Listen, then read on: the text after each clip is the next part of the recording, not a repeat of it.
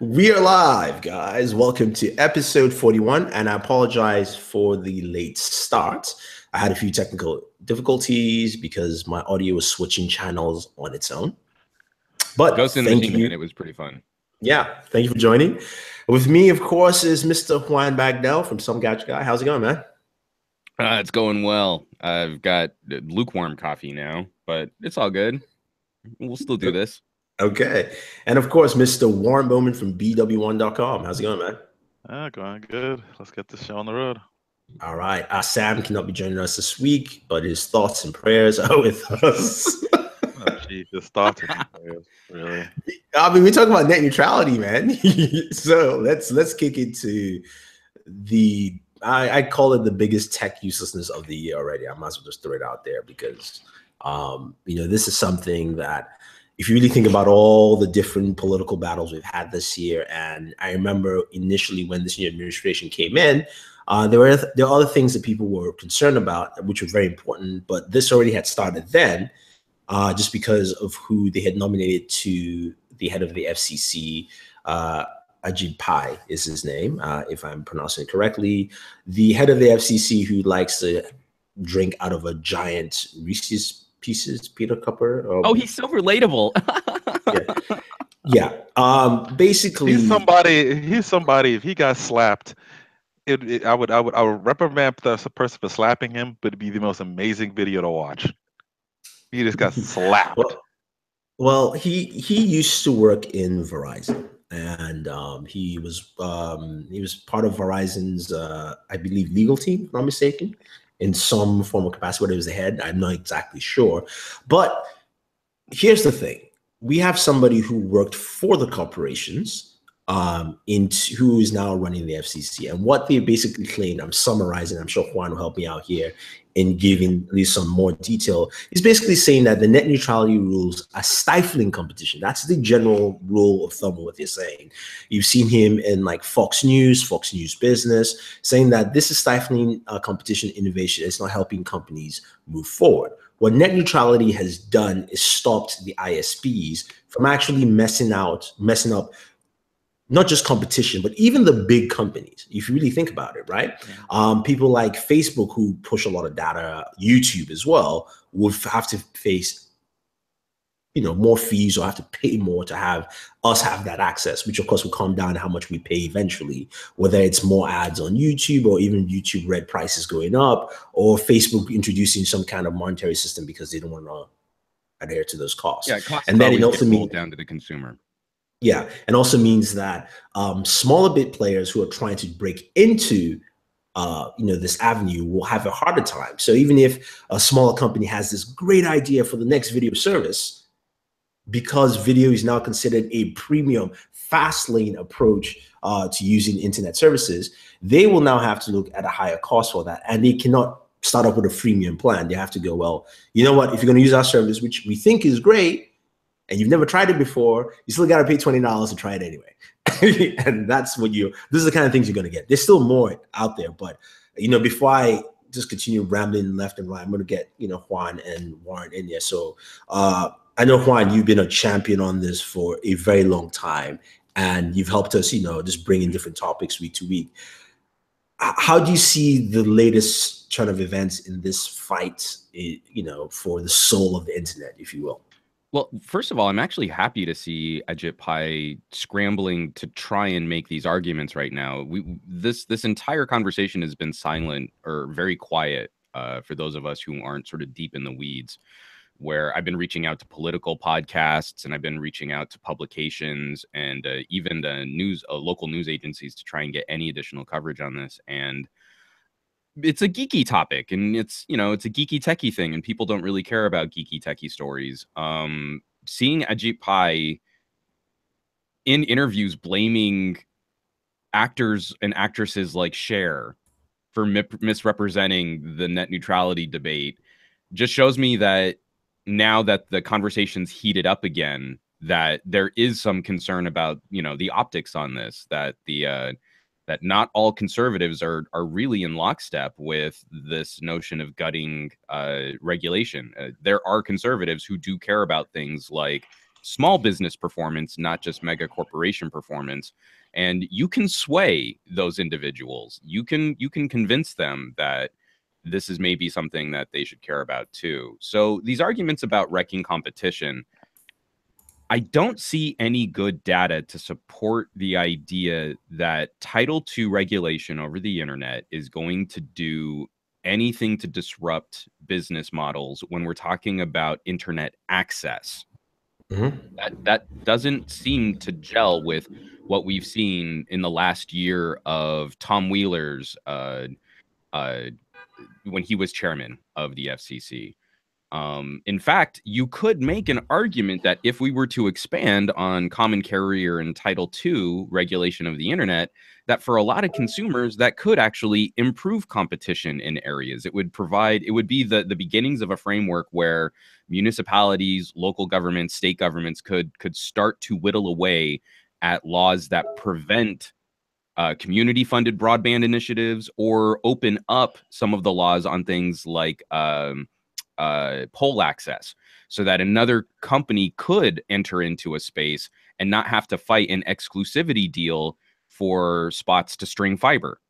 If you treat the internet more like a public utility, like a phone service, then you could make the argument. Again, we haven't lived with net neutrality long enough, Title II regulation long enough to know if we can expand on it in a meaningful fashion, so that if you're in an area that only has service from one carrier, that maybe we can expand on that. Maybe we could force some competition so that we get better products. The only areas that have truly world competitive speeds are areas where either municipally funded broadband has gone in, like Chattanooga, or an area where Google Fiber has gone in.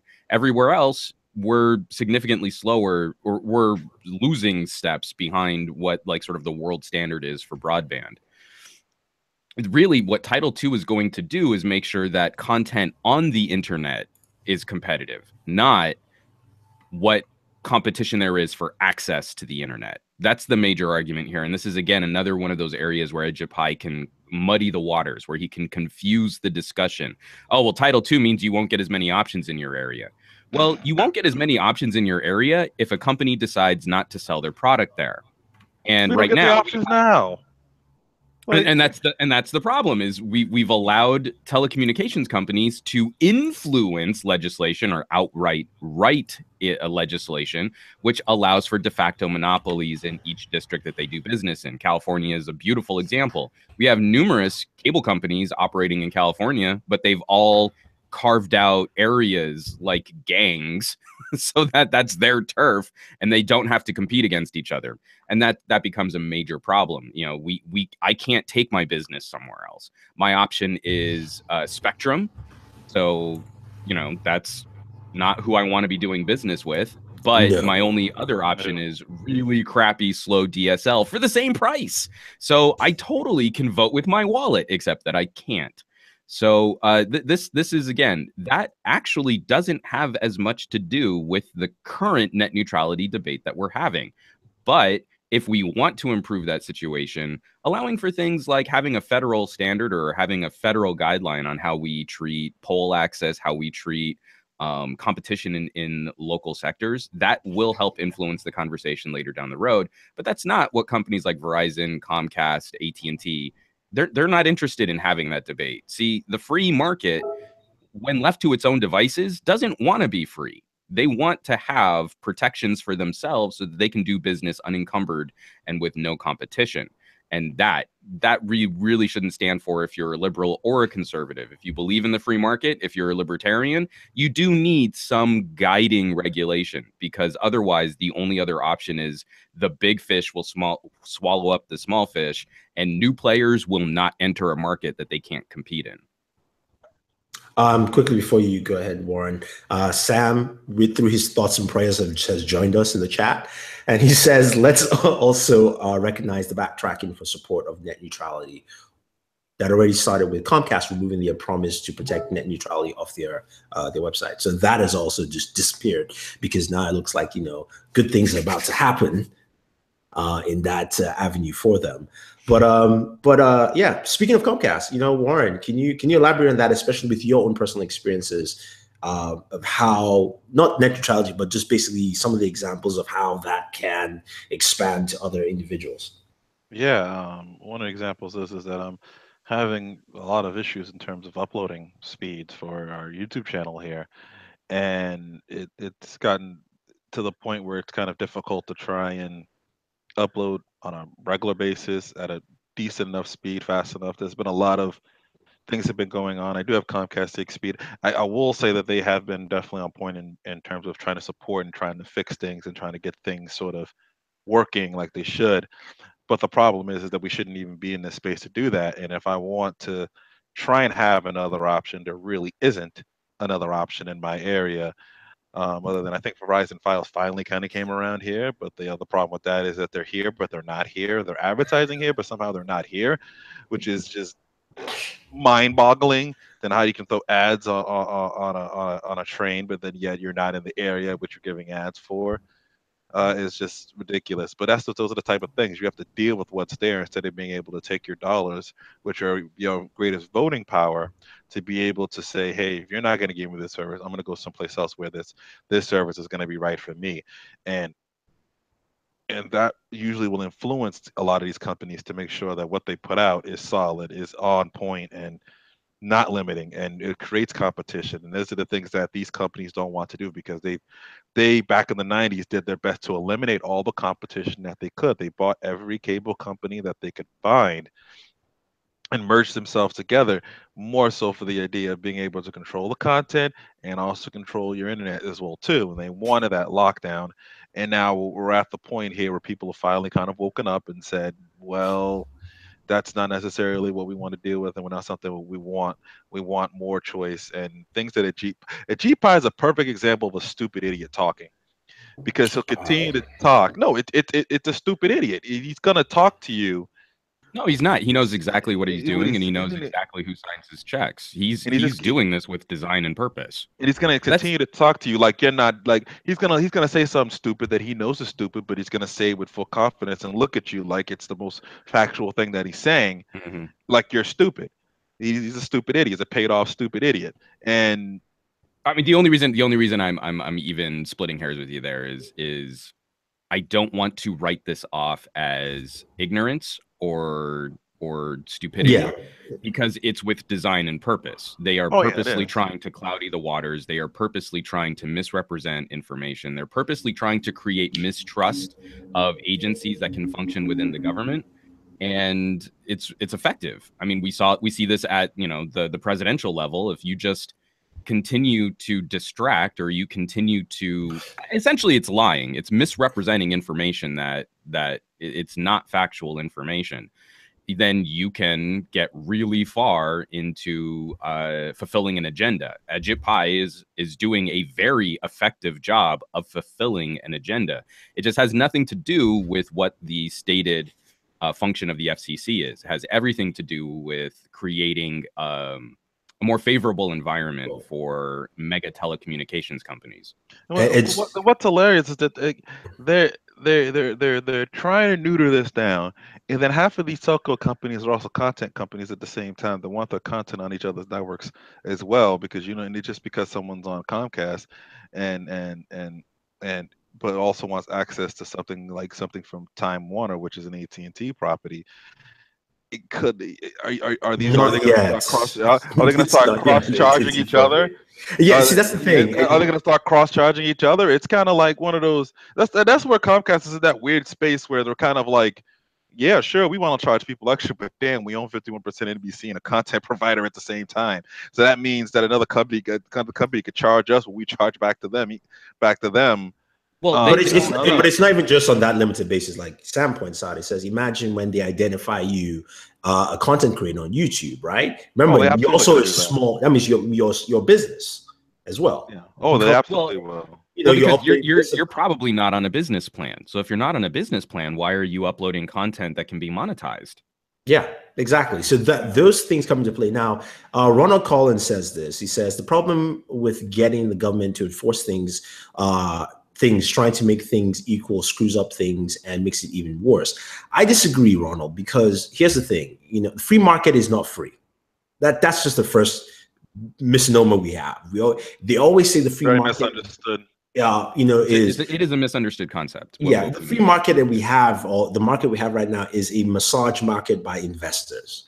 Let's just call it what it is. It is driven by people who have large amounts of cash that can drive at least it in a certain way. And also the free market itself, as it pertains to ISPs, they don't care about us. They don't even care about the employees. This just call it what it is. It's you're beholden to shareholders. So for you, you're trying to capitalize as much as possible. I'm just saying that's the mentality now. I'm not saying that that's correct definition, but it's okay. If this is going to be the best thing for our bottom line, then it's the best thing because we can make as much money and charge everybody as much as we want to. In as short a period of time as possible. Yes, exactly. So you need to have, I hear you with, excessive government control, but you need to have clear-cut guidelines, because the idea of Title II or net neutrality was to say, the internet was free. Let's keep it free. Done. Right? Let's not put anything in there. That's not over control. That's basically saying, hey, here are the guidelines. Here's your football pitch. If you fall out, you fall out. Done. Well, and also I would like to just sort of entertain a small thought exercise, because I agree with Ronald Collins in the fact that I don't know of another time in history where people have had less confidence in their elected officials, right? If we're looking at the approval ratings of the presidency, of the House, and of the Congress, of the House of Representatives and the Senate, then yes, I would agree. The government right now is in a certain quality of people have expressed that government doesn't work and that they are going out of their way to make sure that their assertion is true. However, the flip side of that is government is not one thing. Government is not just Congress, is not just the presidency, is not just the judiciary. So let's look at, wildlife parks. Do we want to maintain this amazing resource? Well, we need a government agency to make sure that, Yellowstone doesn't get polluted or get wrecked or get drilled or get become a landfill. That is one aspect of government. That aspect of government, I would say, functions very well considering how little money it receives to actually do its job. Are we really concerned about things like the firearms debate? I honestly, personally don't believe that we need a ton more laws for guns, but right now the ATF doesn't have an actual permanent head of that organization, and their budget, I think, is something like under $1 billion. So those are the cops that are supposed to protect us with the laws we do have. They cannot do their job. They cannot function. So that's a part of government that isn't working properly. When we look at the FCC, it's a very limited scope agency, and it's a reactive agency, and it only functions as an agency to reply to consumer abuses. So this isn't an overarching, the FCC is now just going to step in and like punch down Verizon and punch down Comcast and work proactively to try and make the internet more fair. It's only going to exist as a platform to gauge consumer abuse. So when these companies step out of line, outside of these regulations, outside of these guidelines. So this is one of those things. I mean, we can say, oh, government, but break it down. What aspect or what function of government are you talking about? Because this isn't just one entity. This isn't one solo, amoeba that's spread all out throughout the country. It's individual departments with individuals and small teams of people that are trying to function in some way to do a very specific job. And certain aspects of those jobs are being carried out very well, and other aspects are not being carried out very well. And this is why Title II becomes so important, is what do you define the internet? Do you define the internet as a fun, extra add-on communications information service that you could do without? Or has the internet become a mission-critical communications platform for the future of our society, business, education, and healthcare? Because those definitions matter in a legal sense. Again, we kind of talked about this last year, the difference between a telecommunication service and an information service. If the internet is as important to you as the telephone was to your grandparents, then it's not an information service, and it needs to be regulated the same way as the telephone. And I don't think people would say that the FCC was way out of line in regulating the telephone, because if it weren't for the FCC regulations there, divestiture in the 80s, breaking up Ma and Pa Bell, you wouldn't have Verizon, AT&T, T-Mobile, Sprint, US Cellular. And it's only Verizon is from when a direct spawn of AT&T, like a direct spawn of from it. that divestiture of Yeah. breaking up the bells. And it's only been, and don't forget, I mean, there were happy customers on Singular, but it was only once we started whittling back on those divestiture regulations that we saw consolidation again. And with consolidation comes less competition. With less competition comes a more hostile market for consumers. No other companies to keep those players in check. This is why I get twitchy about like T-Mobile and Sprint merging or something like that. If you don't have a competing force, if I can't take my business elsewhere, then there is no incentive for that company to treat me fairly. No, I definitely agree. And, I hear people, like even Angel Rodriguez says, don't trust the government.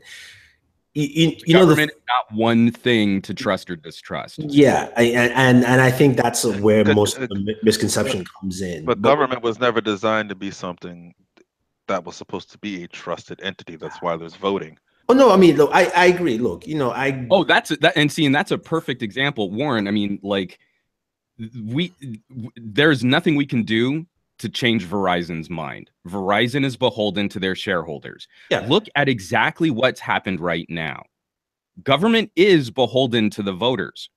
When a liberal was in office in the presidency, the FCC was controlled by a liberal majority. We got net neutrality. The voters voted in a conservative. They voted in a Republican, and now the controlling stake at the FCC is conservative, and they are changing policy. Yeah. I can't show you a more perfect example that government really does work. Your vote really does matter. Yeah. So for anyone out there, oh, don't trust the government. Well, we elected a liberal, we got liberal policy, and that liberal policy extended into consumer protections. We elected a conservative, we got conservative policy, and now that policy is beholden to corporate interests. That is the clearest sign. I want you to, you can move the needle on writing your senators, writing your congressmen, but if you vote in liberals in 2018 and 2020, you will see a change in policy on these government agencies. I want you to try the same thing, spend just as much time writing Comcast and see how much you can convince Comcast to change their policy. Oh, yeah, because it won't happen. You can't convince Comcast. I mean, you need to have at least a good 2% controlling share in stock, and then, yeah, they'll listen and they'll talk. And then even then still doesn't mean it will actually change anything, but that's when they'll listen. The only thing that companies adhere to, which makes sense for a business to adhere to, it's not actually a bad thing, is money. It is where you're spending, where consumer spending dollars go. I don't think that's a wrong thing, because I think sometimes you do want companies to have some sort of moral guidelines and have some moral compass, but then that gets into treating companies like people, which is a very dangerous thing that we already do anyways, legally. Yeah, it's a blurry line on that. Yeah, legally. So it's like if they're if they're making decisions that are based upon what consumers are spending on, that's not a negative thing. That's kind of the way a business should operate. We just need more of those businesses around to operate within the same way, so that they all check themselves. The American government was created on this idea of checks and balances, and that's pretty much where anything else that we've created that has been successful, that has gone into to a large degree, has gone into that space. Along as there's checks and balances, people in a competition, something to balance something else, something to check someone else out, something else, so things don't go out of whack. If those things exist, that's why things stay stable or go into the position that they are. And when you start to remove those things, that's when things start to go a little wobbly, go out of whack. If you want a perfect example of when you decide to just ignore checks and balances, not adhere to them, not apply them, or dance around them, the housing crash is the greatest example of that. If you really learn how all that went down and such, not doing proper checks and balances to loans, to who they're giving loans to, also the not proper checks and balances of putting portfolios together of these bad mortgages and putting stars on them so investors are tricked into investing into those loans, and not realizing that they're bad, was another issue with it as well. No, I'm laughing at comments here. Go ahead. But But it's just those are the type of things, and net neutrality is just another check and balance that needs to be there to allow companies and consumers to coexist properly, and it makes sure that we're in a fair competitive market. Uh, the crap that Ajit Pai is saying, and I know he's smart in just saying what the company, what his donors are telling him to say. But I'm just saying from that, outside of that presentation, he sounds like a stupid idiot, and he can continue to say that and say those lies, but it's not anything true. And the more we get the word out, like we're doing here, and hopefully a lot more in the near and coming future, as they're going to start to try and vote and try to kill this off, the better it's going to be. Yeah, I mean, so before you continue, I just wanted to hop on a couple of things. So Sam says, Juan, the problem is what you mentioned earlier, net neutrality isn't sexy enough to be a campaign slogan. And that is true until I think it's true until it's legitimately broken. Broken, yeah. And then people complain about how like their Netflix doesn't work. And I think that's the thing, though. It's that we need to look at it from that standpoint, because we at that point, even with the Netflix, the Hulu, and all these services that they want to pile up on us, right, just to watch our shows. It's like 15 services. Now you can combine that with the fact that then someone like me, for instance, Verizon will say, well, since you upload a lot, you can either get the upload package to upload YouTube videos, but you can't watch your shows because that's a streaming package. So that's completely different. Or you can buy a combination of upload and streaming packages, and then we'll throw in a little bit of web browsing there for you. Oh, I see you game as well, Mr. Edevon. All right, the best thing for you is to get our triple bundle package, which will include gaming, streaming, and upload, and you only have a bandwidth progress of whatever amount per month. That is the kind of scenario you're going to get, if this is allowed to go through. And we're seeing this around the world in different places, not to the largest extent, but they have, app packages for mobile users, or even like users at home, saying, oh, here's your social media package. When you now have that, you're milking like dimes off individuals for every single penny. And then to your point, Warren, talking about Ajit Pai and saying, yeah, the thing about this is I usually don't like to delve into pure politics on the show, just because I leave that for other avenues. I do that a lot on Facebook. So, I mean, for me, I feel that way. But the thing about it is that the administration itself has decided to take a tone of speaking in simple, dumb terms. Just the general administration has done that, whether it's from the White House, all the way down to different members of cabinet. So it's no different to see Ajit Pai do that as well. And it coincides with that giant big mug, right? It's very, very relatable, he's nice, he's such a nice geek, and that kind of mentality to say, let's do that. And we can see how it's done. And everything also, and just to give you an example, everything is a last minute ship in the night type scenario. We saw a Senate bill pass last night that nobody has read, for tax cuts, and we also seen this net neutrality bill try to be, it's trying to be snuck in quickly before the end of the year, because everyone's going through holiday season and you're concerned about other things. So that's what they're trying to do, and I think what people need to realize is that they need to pay attention. This is something that I tell people a lot, and I say all the time, is that things that influence your life, you have to pay attention and you have to research. It is your own duty. It's not anyone else's. It's not Sam's. It's not mine. It's not Juan. It's not Ronald. Anyone in the chat. It is your own duty to look at, why are these things important? Whether you're talking about healthcare, whether you're talking about net neutrality, whether you're talking about gun control, right? If you don't research, somebody will influence you. Yeah, and it's really easy to have your misconceptions verified, or to have your preconceived bias verified. We've gotten a number of comments in the live chat, people saying like, oh, well, what we need to do first is improve competition for smaller ISPs before we enact net neutrality. Again, I need to make this clear. Net neutrality, Title II regulation, has very little to do with the state of business competition between carriers and ISPs. It will not change significantly. So when companies are out there saying, we'd love to do more rollout if only it weren't for this pesky net neutrality, Title II regulation has very little to do with that. Those companies could invest in their infrastructure, could roll out new fiber, could roll out new copper, and could fulfill just the same, I mean, nearly the same as they said. I have to be accurate here. Title II regulation, as codified by the Open Internet Order, and then later actually giving the FCC the authority to execute the OIO, was light touch regulation. 700 codified rules, a light touch approach, includes no unbundling of last mile facilities, no tariffing, no rate regulation, no cost accounting rules. Carefully tailored application of Title II found directly to further the public interest in an open internet, better and more open broadband. This is already tailored for the 21st century as it pertains to the Telecommunications Act that people say, oh, it's a 1930s law. It doesn't prevent businesses from entering new markets. The reason why they're withholding this infrastructure, and they're withholding, is because they still want to also gouge not only you as the customer, but other content providers. Remember, every piece of internet traffic is a double dip payment for a carrier or an ISP. I pay to access, they pay to send.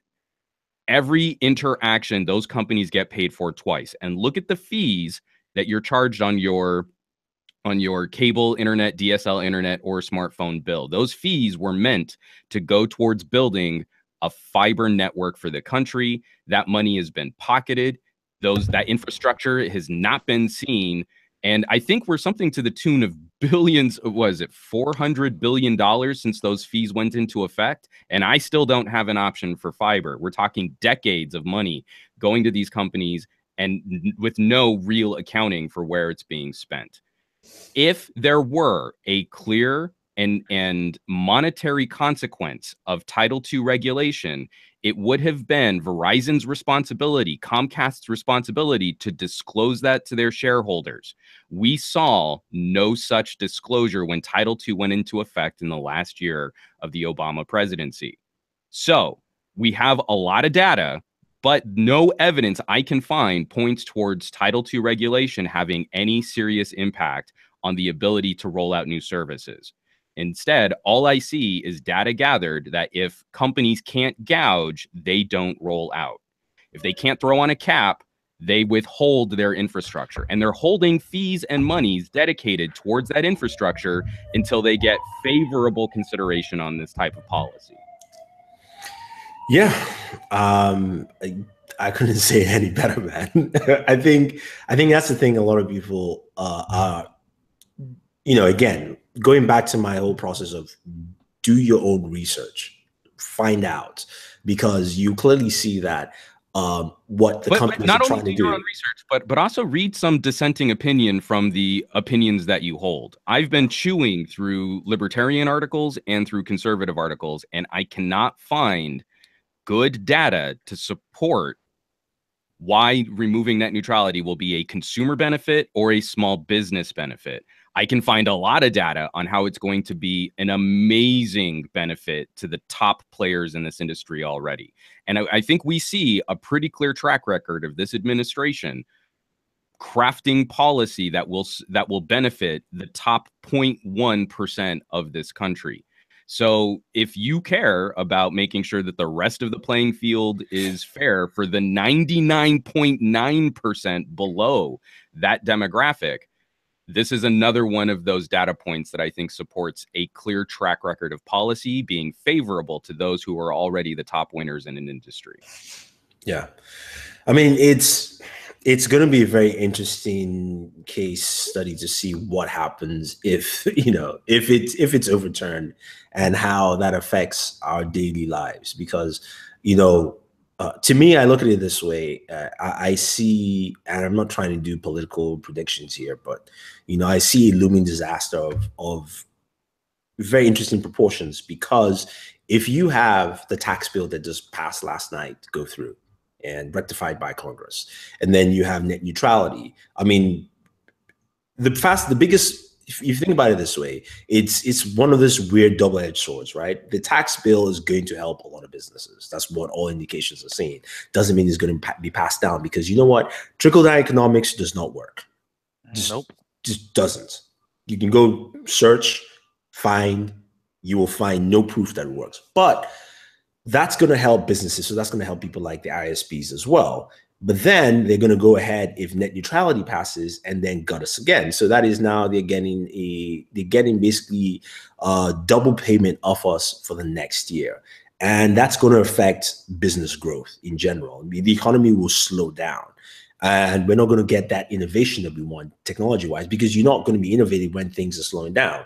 You're also not going to get a lot of great new shows, because Netflix is going to scale back as well. And also the innovation that we will see will probably lead to further job reduction. Mm-hmm. You know what I think is funny is when people say like, oh, we need to raise the minimum wage, and then McDonald's says, oh, well, we're going to start using robots then. They've been investigating how to use robots for a long time. It's just some sudden knee-jerk reaction that they can make an automated McDonald's in a week. Yeah, they've been doing it. They were, you just wait until the money makes sense to make that investment. Look at every grocery store where they start reducing the number of checkouts of tellers, and then start installing self-checkout places. Well, you know what? The arms race is going to be Amazon, now that they own Whole Foods, using Whole Foods as a test bed for removing all of those jobs. You'll just have sensors on all of the packages in the store, and when you walk out, it'll automatically debit your account, and you won't even have to have a self-checkout lane. How convenient. But those are all jobs. They're not very good jobs, but they're jobs. That's how people put money on the table. And this is going to be in a time where there is some sort of economic slowdown. Every company is going to be looking at their overhead and saying, hey, if we make a $2 million investment per number of stores here over the next 5 years, not only will we not have to pay, employees, pay into, healthcare, we'll be able to save money to X number of dollars by 5 years or 10 years or whatever their outlook is. That will start to make a lot of sense to companies when money isn't being floated around at the consumer level anymore. This is going to be, again, a further consolidation of wealth to the top players, the top entities, and the top individuals in our economy. Yeah. Well, technology is the greatest job creator and job killer at the same time, and it's always been that way. Nothing really else. Some other things, such as some policies, some things like that, do affect it and can have some effect, but nothing does the damage like technology, and that's always going to be in the world. So that's just something, and we can always look to try to make sure the improvements that we make are there to not only maybe not just eliminate jobs, but maybe create new ones. It's a fine line to kind of. I mean, it is. I just wanted to float this out here because I didn't even know about this until just, scouring YouTube and watching different videos and realizing something that net neutrality will expand and create. If the horror scenario we've explained about, me or you, or people out there paying different package plans just to upload, download game, things like gaming industry would be crushed in America just for that. But if that scenario happens, right, you're going to see an exodus of talent because there will be other countries who would say, you know what, we'll take you in. One play example, Thailand, for instance. The reason I know this is because I was watching the video, or there's a guy who posted a video. I forgot the name of his team, but this black guy from Chicago who does a lot of travel, and he gives you best tips and things like that in different locations. So I watched another video from a friend of his who said how to live in Thailand with only $300 a month. And he did a breakdown of everything. And then he was talking about him going to a tech nomad conference. So he gave some insight into the conference. There's so many people. And he was talking about how Thailand is such a great place for that because they have fast internet. They know that's a way to bring in people, that brings in money into the country, and they have the internet prices are not that expensive. Now, I don't know exactly how they are. If you're from Thailand, you can let us know. But that's something that, I'm going like, wow, You know, there's so many people who are, you know, programmers, coders, or, you know, things you do digitally that you don't have to be in one place, right? You're like, all right, fine. I'll go where I can keep my costs down and maximize the amount of money I'm making. And you're going to see just that kind of exodus. I'm not saying just Thailand, but other countries will look at that and go, you know what? Maybe we can bring talent to our own country, right? Maybe we can spur up our own economy that way.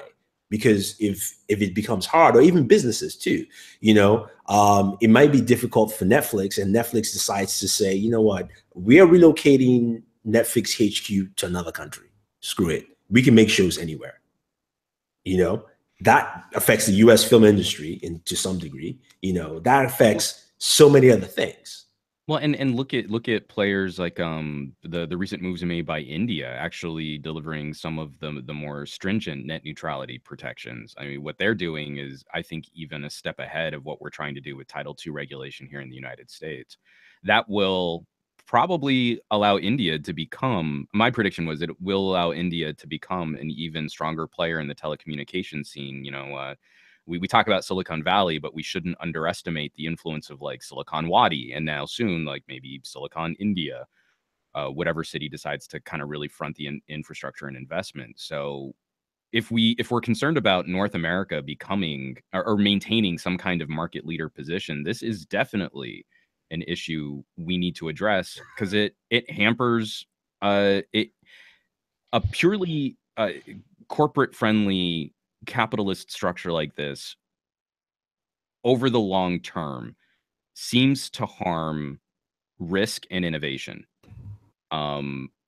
People are less likely to engage in risk, and if we look at the numbers, we're seeing some of the effects of this trickle down idea of policy in fewer and fewer startups and fewer businesses being launched here in the United States. There is a downward trend on that brain, that talent, as you were saying, Anabong, is going somewhere else. And so not only just in terms of Hollywood and production or video game and design, just who's taking the risk to start a small business these days? If they don't have the infrastructure, if they don't have the resources, you know, they've got to put food on the table. So people are more concerned and more focused on just making sure that they can get by day to day. It's not a good place to be. And we've seen every major technological revolution since the baby boomers, with the guidance of these sorts of conservative policies, has actually resulted in less buying power for the public at large. You know, like the actual real world money value that you make as an American today is woefully smaller than it was 20 or 30 years ago. You know, again, we stopped growing in the 1980s. So again, I mean, like once we started instituting a culture and climate of racking up massive amounts of debt at the federal level, and some of the more tinfoil hat sides of my personality might also point to the 1929 stock market crash, and when we federalized banks and we instituted the Fed, that maybe that wasn't necessarily a good idea either. But every single generation of policy since then has resulted in a weaker bargaining position, less leverage, and less buying power for the average American citizen. And so again, I can't find any contradictory data to that. I can't find any, independent research or even conservative research which shows me that this policy is a good idea. I've got a lot of people who feel strongly about this, but it really does seem to be like people making the argument that if I were a billionaire, this is the kind of policy I would want. And again, how precious few people in our society get to be billionaires of the order where they would get to take advantage of that kind of policy. I'm very concerned about America's future in investing in competition, because right now we seem to be investing in monopoly.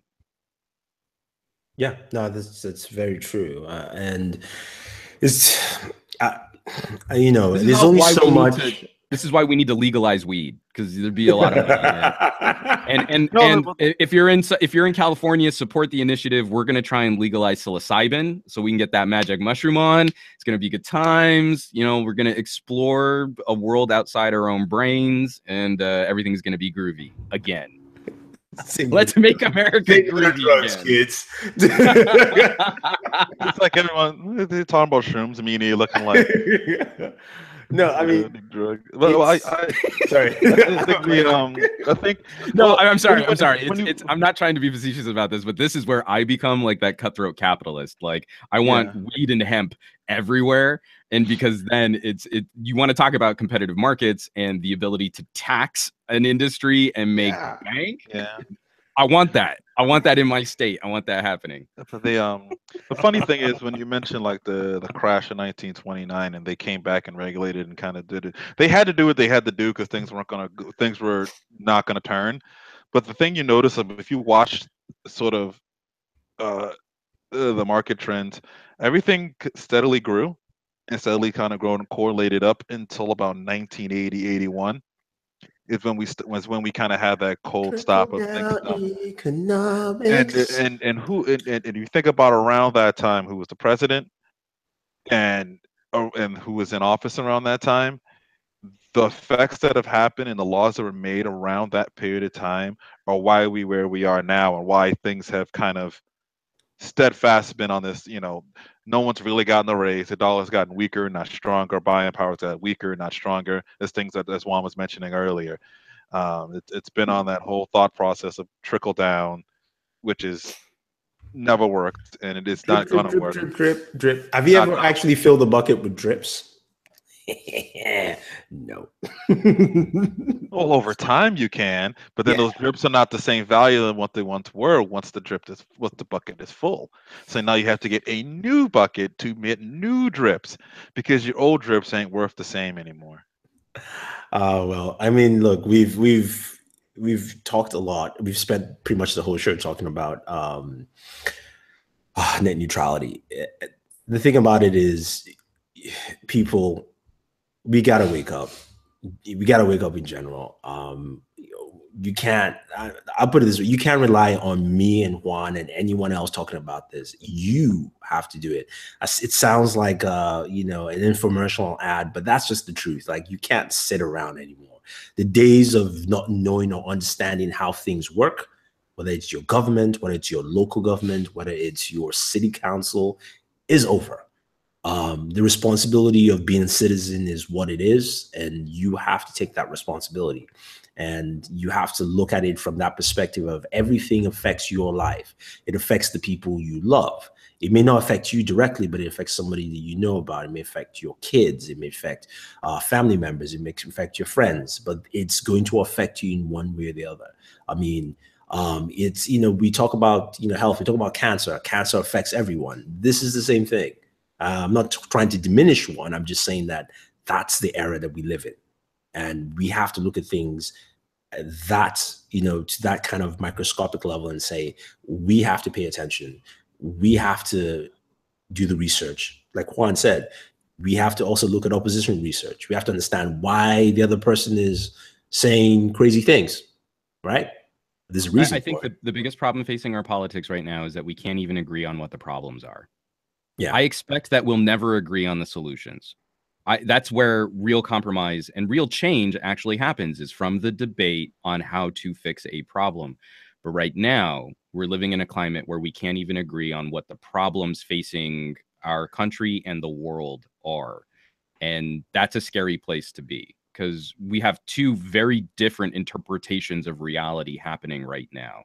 And instead of trying to meet on some kind of playing field or some kind of level where we can start the process of actually fixing those problems, we're having these fake debates on what the problems are, and they're being gerrymandered and co-opted by sort of an institutionalized game theory, a weaponized game theory where it's our side against the other, and we can't find any compromise in that. So, I mean, liberals have been complicit in that, but I think it's pretty apparent that outside of conservative politics, there is a class of people that is trying to co-opt the discussion for their own ends, and it really doesn't have anything to do with conservative policy. Whether you're a more like a social conservative or a fiscal conservative, nothing this current administration has done would be classified as conservative. You know, I used to have these really phenomenal debates with more cloth coat style Republicans. Those debates don't exist anymore because it's an us versus them mentality. And again, the people who are in charge right now are doing a very good job of making sure that their claim government doesn't work, that they're breaking the government to make sure it doesn't work. They're not Republicans. They're not conservatives. This has been a terrible circumstance for conservatives to find themselves in. And Say again, that it's again. Say that again. That these aren't Republican. Like, I don't know how many they're not. times I've continued to say that, and they don't want to listen. It's like, these aren't the real Republicans. These aren't real conservatives. The future of our country, I really truly believe, hinges on the debate between libertarians and social democrats. The current Democratic Party really isn't getting the job done either. And so we're looking at the Bernie Democrats. So if we got everything that a Bernie Sanders wanted, that probably wouldn't be good for our country. But if we held the debate between the rational libertarians and the social democrats, we would meet in the middle on policy that would actually benefit the American people above corporate interests. That's where the future of our country needs to be right now. That's where we need to affect change. That's where we need to vote in primaries and get candidates who aren't currently a part of the neo-democrat and neo-conservative or wacko conservative. Let's be here. The neoliberals, the neoconservative thing. That's both sides. It's just that one favors one thing a little bit more than the other, but they both invaded both sides. They started because remember, if I remember correctly, the most of the neoconservatives actually spun from the Democrats over into the Republican side, and then eventually some of those off spun back over to. And that's where we get into like Blue Dog and Yellow Dog and rhinos, and I mean, like, you can keep further dividing, you know, like of what political institution. But there are a few people out there, like, if you're a liberal leaning individual, like I think it's pretty clear. Most people would say I'm fairly leftist.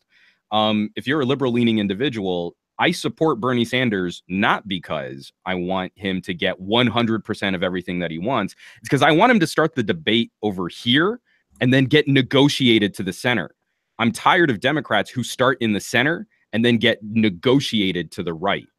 That's not a liberal leaning agenda. That's not a liberal leaning policy. And that's where politics should work. You should leave the negotiating table with everyone pissed off because they didn't get what they wanted. When everyone leaves pissed off, you're actually in good shape. And that's not what we've had for the last couple generations of the political debate. We should probably talk about something else. Yeah, we should. We've spent quite a bit of time.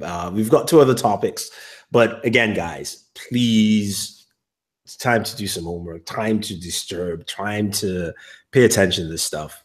It's the final hour, actually the final 10 minutes before the clock strikes 12, you know, aka Watchman Doomsday Clock. I was just gonna say we've got our Watchman clock up. Yeah, it's pretty much.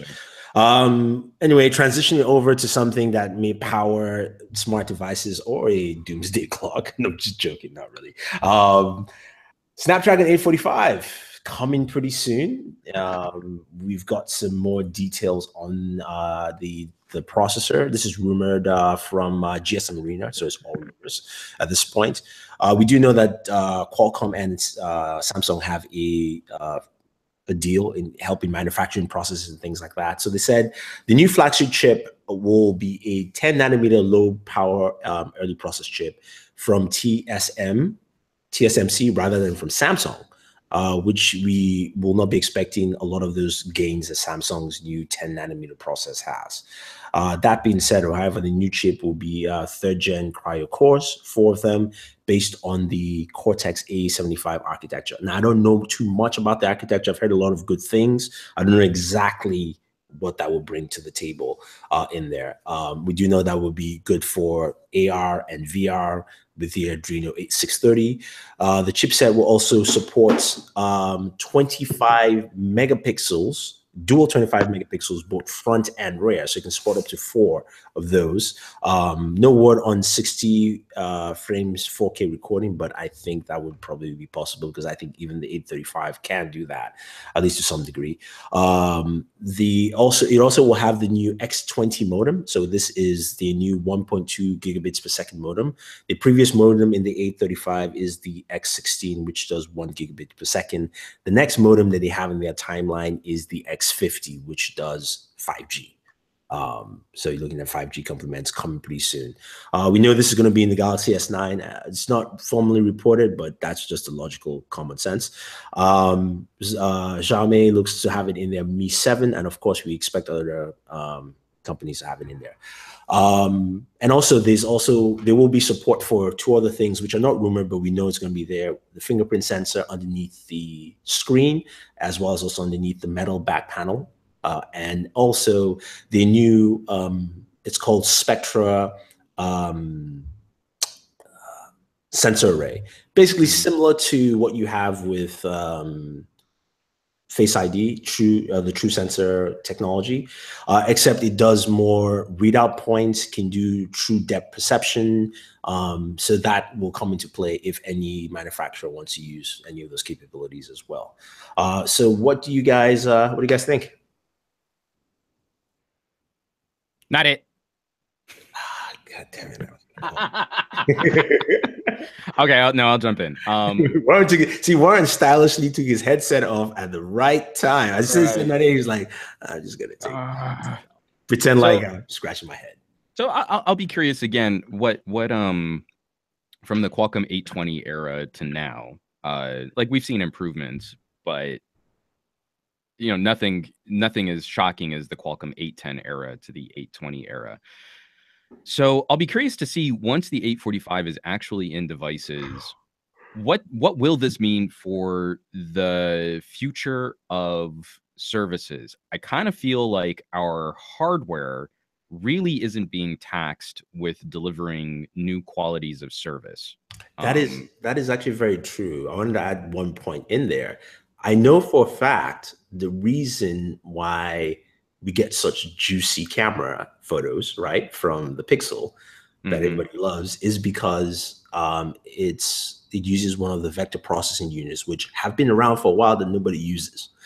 Well, it also benefits the fact that it goes back and talks to a big ass machine that says, "Hey, do this instead," and then pushes it back down to you. Trust me, more of it is more on the vector processing unit than actually on the big ass machine. The big ass machine is a reference point because the time it takes to do that is really minimal. It's less than a second. So I'm sorry, we don't even have internet speeds that allow you to connect that fast for that kind of quantum computing, if you want to call it that way.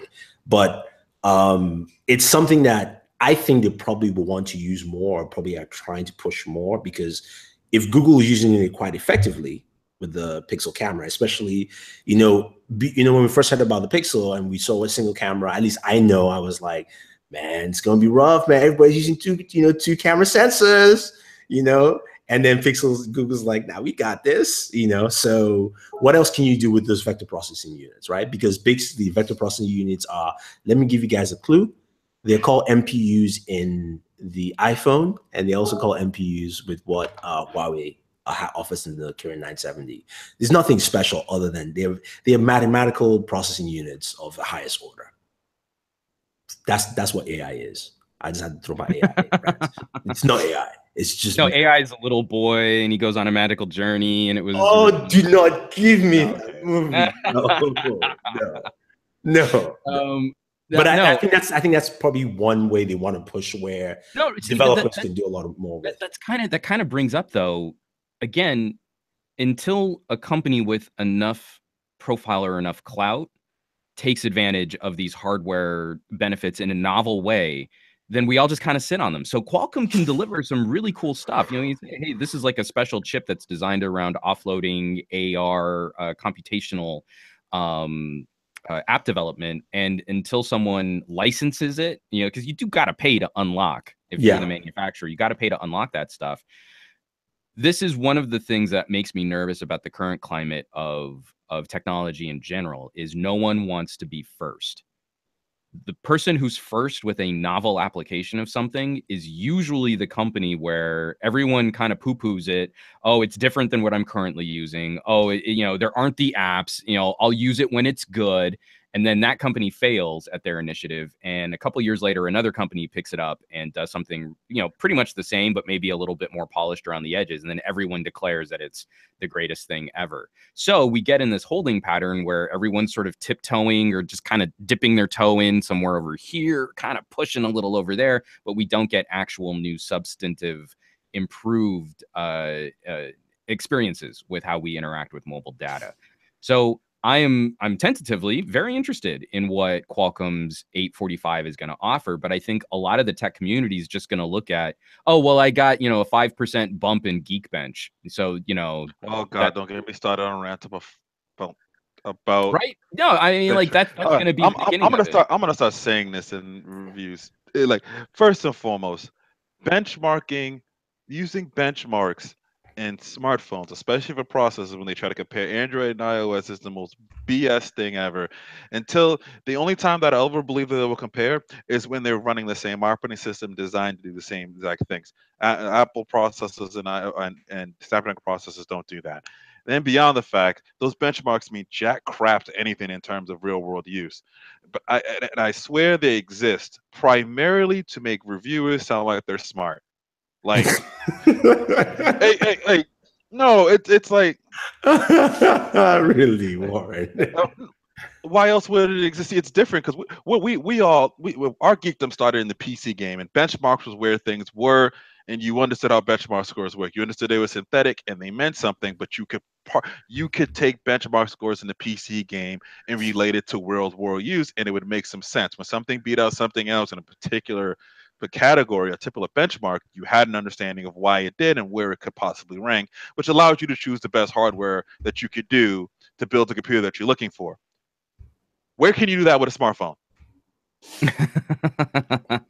Where can you do that? Where can you go and build the pieces and say, I want this, I want this processor, but I want this type of RAM, but I want this display instead. But actually, you know what? I want this GPU and not this GPU. I want this type of CAM processor instead of this one here because I checked the benchmark scores and it said that this altogether works as such to be able to look this way.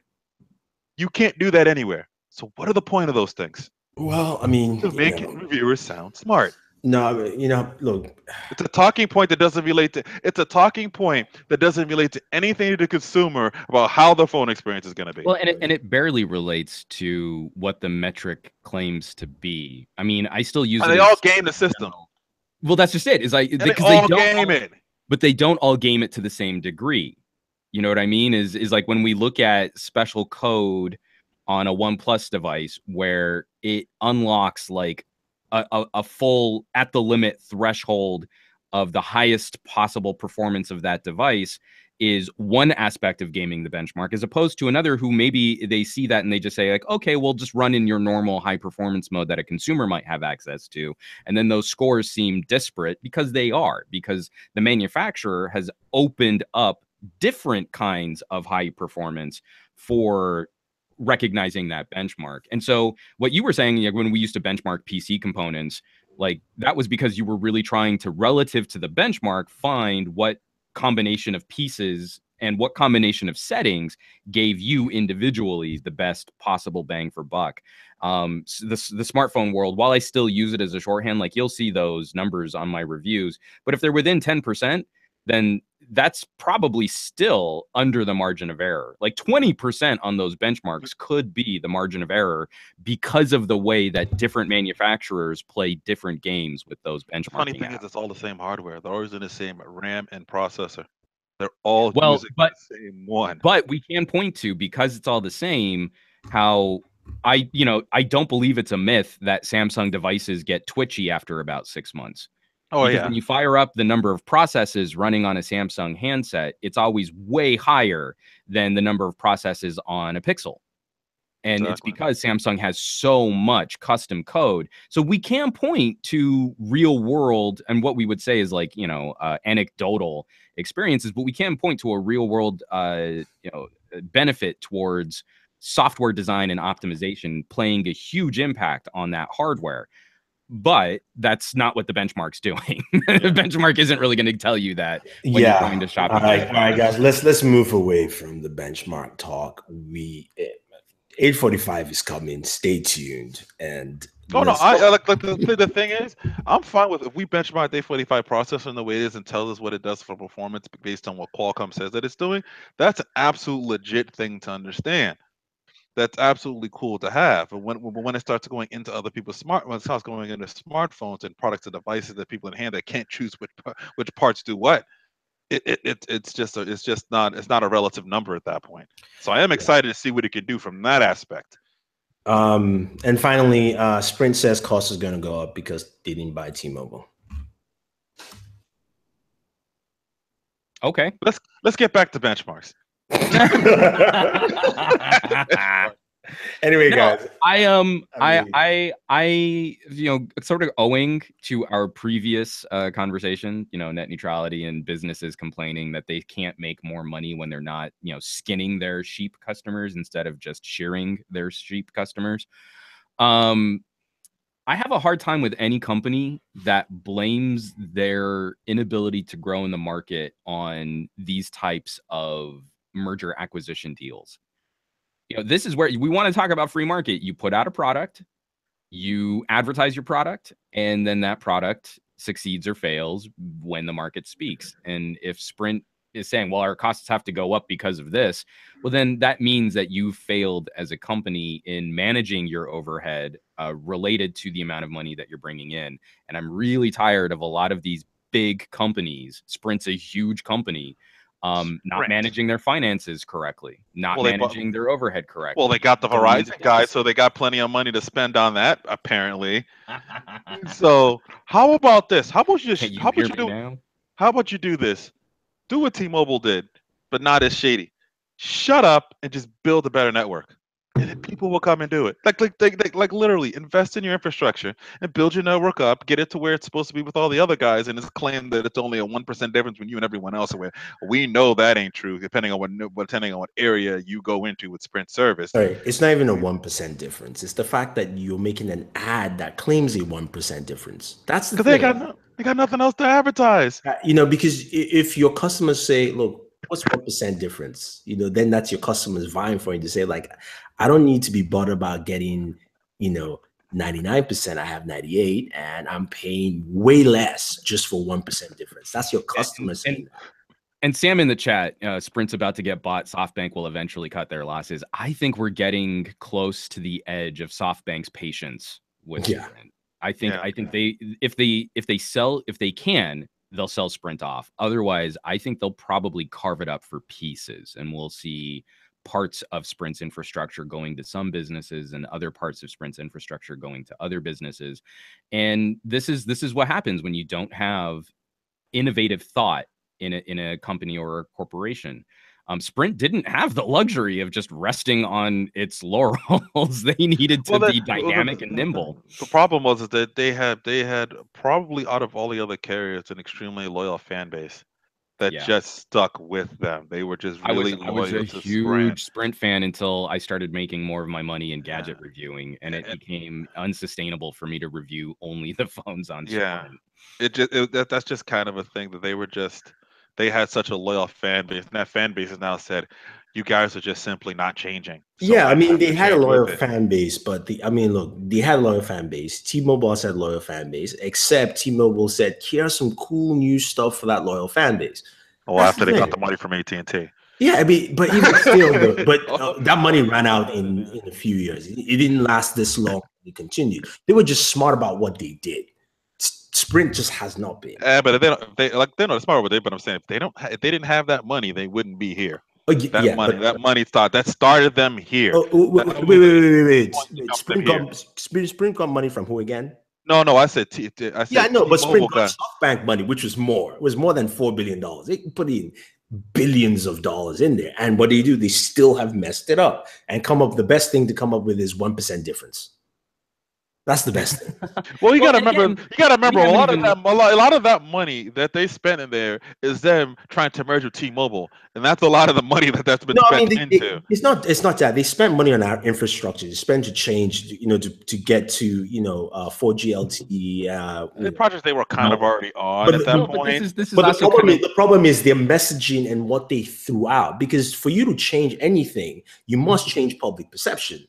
And when your messaging is messed up, the best thing you come up with, again, the only ad I can remember is the one we've just been talking about. 1% difference. Oh, 1%. I actually, I mean, they got a lot of traction on some of their other buy out your contracts ads Yeah, the and buyer contract one was great. They should have ads. continued on that.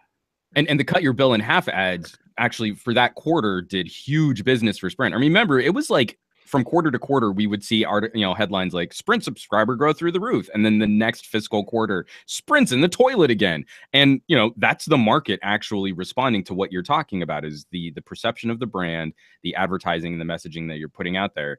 You don't win anyone by saying our network is 1% worse than Verizon. Yeah. You're literally saying go do business with Verizon because people only think in terms of like yes and no, thumbs up, thumbs down, worth it, not worth it. There's no spectrum shade of gray. You're not winning them over by saying like, oh, spend a little bit less and get a poorer performing product. Yeah, but I mean, that doesn't resonate with consumers. it doesn't. But and that's the thing. I was like, if you look at your closest competitor, T-Mobile has built a reputation. They took on carrier and they made on carrier a thing. They made it a thing where even if you're not paying attention, the next on carrier, okay, what did they announce? Is this something I like? They created binge on. Whether you like it or not, it's beneficial for a lot of you people. They did things that puts them in people's mindsets. When you had the cut my bill, that was your first step to the right road. And this is also why I get really pissy with these companies is because Sprint spent money that they kind of didn't really have. They've been suffering in this space since the Nextel acquisition. Well, I think and they so, did. I think they did that whole thing to pad their numbers to get as many subscribers as they could get in to try to sell that makes perfect themselves. sense. But they didn't really have the money to properly integrate. It took almost a decade for them to finally whittle away all of the Nextel towers, that IDEN service. That was the worst purchase they ever made. It was terrible. And so Nextel again, should just died on its own. They went into the red and they overspent on optics, not on actual consumer benefit. They didn't invest that money back into their network. They didn't invest that money back into their customers. They invested that money to make their consumer base look better at the expense of the actual performance of their network. And so they've done this a couple of times. Every time that they kind of pull themselves back out of a problem like that, like investing in WiMAX, they don't leverage those investments for actual consumer benefit. Again, I think it might have been on the Pocket Now podcast, actually, now that I mention it. But when they had invested all of that money in WiMAX, there was this sort of like limping into a home internet market using WiMAX as the backbone. They could have expanded on that and then tried to make Sprint the de facto carrier for competing with landline cable. But now we're seeing Verizon and AT&T offer their own initiatives for this type of solution for people who don't have good broadband through cable connection. Maybe it's it's this like what is it, millimeter wave or microwave? I can't remember what the actual technology name is, but point to point network infrastructure where you can get it wirelessly over cell towers instead of through a cable in the ground. Sprint was 10 years ahead of the game and then completely gave up whatever lead they might have had. I think what they were trying to do and was they were hoping they were banking to get ahead of the 4G race before LTE became a thing. What they thought they'd be able to do was to leverage WiMAX and then also add in the IDEN network as a benefit to their network to be able to because I remember they had the Q chat phones and all that stuff, whatever that will do new to the walkie-talkie technology that kind of ran on IDEN that they were developing within it. And I can't remember the exact term, but I think they were hoping people would like that walkie-talkie and that sort of direct sort of connection feature. And then also WiMAX would last just long enough for them that they could present it as a service and then at some point switch everyone over to LTE when it was the right time to be able to do so, and they could kind of slow play build the network as they kind of went along there with it. I think the problem is that they woefully underestimated how fast LTE was going to be compared to WiMAX, and in terms of rollout and infrastructure and technology. I think they were completely, I don't know who was the head of their tech, but they had no idea what they were doing.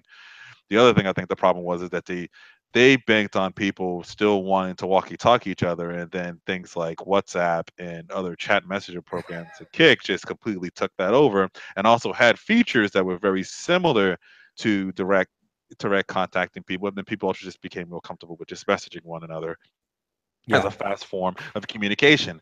So with all that going around with an aging CDMA EVDO network, they just got essentially caught with their pants down, and they had to sit there and try to dig themselves out of it, and they just haven't been smart on almost any step of the way, except for the cut your bill in half crap to get themselves anywhere else. So I'm not surprised they're looking at. I actually believe more what Juan is saying, where I think they'll be carved up. I think Sprint will exist, but won't be a major carrier in some way. I think that's what probably will happen. A lot of their assets will get divided out. They might even become some small MVNO of itself, or it'll be a smaller version of whatever the heck it's going to be. And then maybe it'll rebuild itself then at that point, once it's gutted its out and cut its losses, and it's just a cell phone company. And then maybe they build from that point. We'll see, but that's pretty much it, guys. 3 topics, 1 super long, and 2 others that are interesting. Anyway, guys, we've come to the end of the show, and that point where we talk about what we have on the channels and what we can expect next week. So I'm going to start off with you, Mr. Juan Bagnell, since Warren is scratching his head again. No. So Juan, that seems to be giving him issues there. What do you have on your channel? What can we expect? So a couple things going on. Pocket Now, I just published a comparison between the Mate 10 Pro and the Galaxy Note 8, another big phablet battle. That was a lot of fun to produce. On Some Gadget Guy, a lot of news actually. I just started publishing a daily ranty vlog on every single manufacturer in the space. This is called I like it, man. I like it. And I'm trying to pinpoint where I felt each manufacturer made their biggest mistake. And so I've already put out episodes on Samsung, on LG. Oh, I didn't see the Samsung one. I was going to say, is it that fingerprint sensor location? Is that where it was? Actually, it's mentioned, but I don't believe that was Samsung's biggest mistake on their phones in 2017. And this is actually what's been so fun about the thing about this series. Yeah, the sensors aren't that bad. Well, I hate the sensor when we're talking about an almost $1,000 phone and not being able to address the ergonomics and the design considerations of an uncentered fingerprint sensor. I do feel that we could be critical of that, even though it's not a deal breaker. Regardless, I don't think that was their biggest mistake on their phones. And so what's been really fun is watching the conversation happening. So this is one of those series, each video is about 3 minutes long. It's just a ranty little vlog, but then go and read the comments, because so many people are telling me how I'm wrong that it makes for some pretty hilarious discussion. So the one with I watched your LG one. I thought that was spot on. Your Motorola one, I got it, but I think the biggest my biggest problem with Motorola this year was not that specifically. That was one of my big problems. My biggest problem was the fact that they launched 4 phones in 4 months. Yes. So see, that's exactly the kind of discussion that I'm wanting to have. Is even if you're a fan of this brand, we need to get out of the sort of tribalism of I'm a Samsung fan, so now I'll excuse. Oh, I mean, when Samsung does this, it's NBD. But I would have criticized another manufacturer way more harshly for doing the exact same thing. I can't listen to audio right now while I'm doing this. And so that's kind of what I'm trying to get at. Did you blame Bixby Button? Is that what he did? If we really want, don't go spoiling my video. I'm watching am I the only one that doesn't have a problem with the Bixby Button? Yes, you are literally the only person who doesn't have a problem. 2 people right here. That is it. What is wrong with you, man? You know What what? is I'm wrong gonna with bring the people? comments out right now. It's, it's not even like I pressed that button by mistake.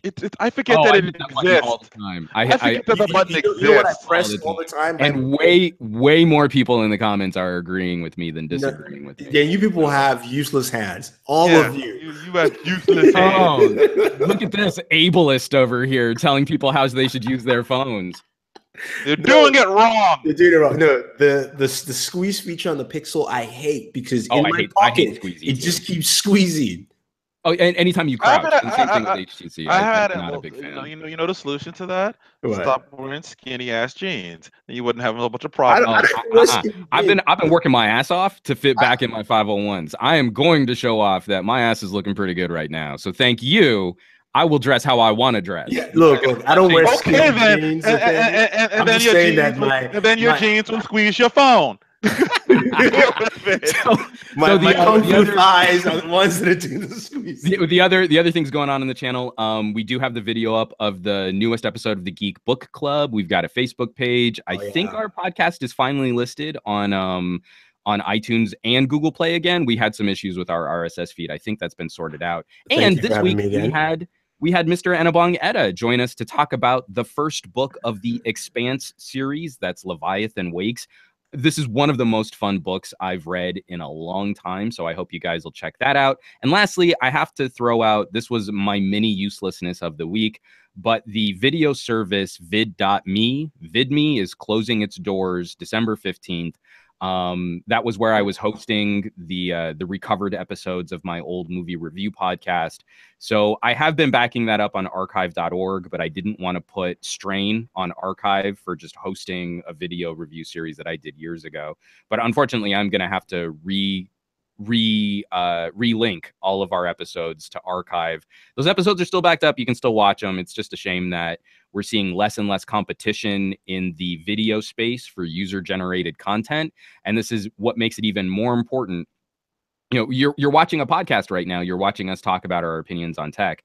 If you're not out there really supporting, really sharing the content made by your favorite smaller producers, then this stuff doesn't really have a home anywhere else other than YouTube. And we know what YouTube is currently doing with monetization, demonetizing videos, wrecking our ability to continue producing this content.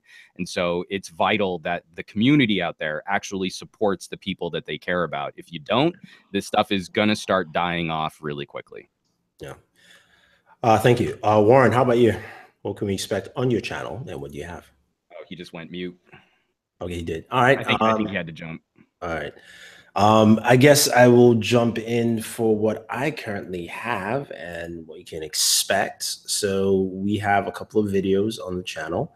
I guess I'll start off with, of course, Superhero Hour, which we got back to this Monday. Go check it out. Talked about Star Wars, Justice League Aftermath, and a few other things. So you can check that out. Mondays, 9 p.m. I'm not sure if I can do this week. I will let you guys know.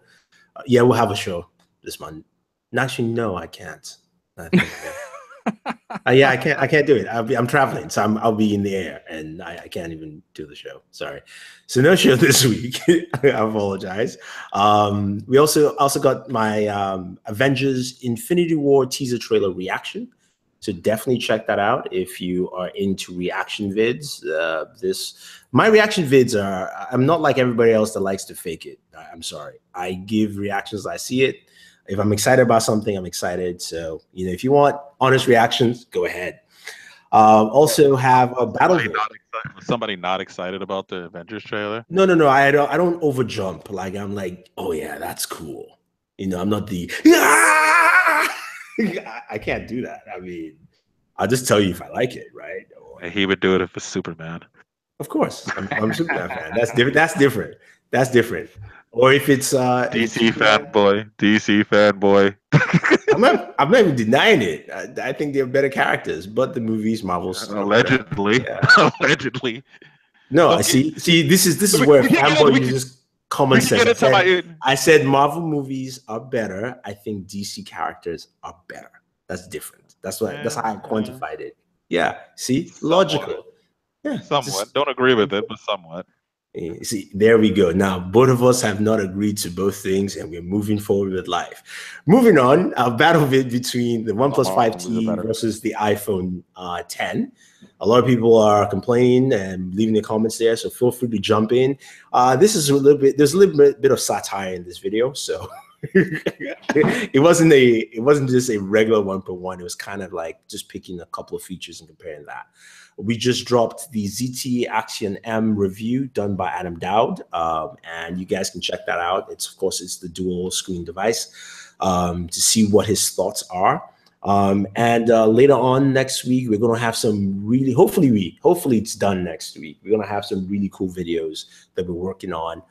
Very different style, very different take. So hopefully you enjoy it, and we can do more of those videos for you guys. Yeah, Mr. Warren Bowman, what about you?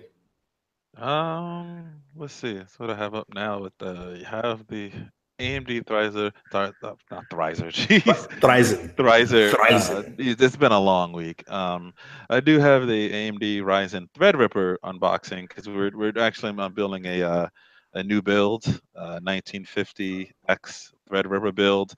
I actually have in-house the motherboard, which I might do an unboxing of. It's the Zenith Extreme X399 board, and we're getting all the other parts together. So hopefully next week I'll have like at least a build video, and then maybe a few months down the road we'll have like a final review of switching to Ryzen and going Threadripper and telling you how that is from perspective of somebody that edits in 4K video and whatnot. My hopes with it is that we obviously get faster performance, especially with Adobe products, because they can be a little troublesome at times if you don't give it the right speeds.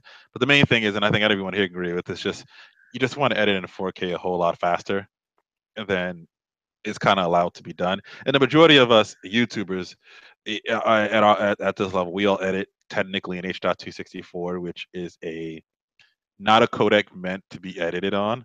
So it's a bit of a big pain in terms of it's not that it's a pain in terms of it being slow to edit. It's when you're trying to scrub through an H.264 file, it taxes the crap out of your processor, and you just see it.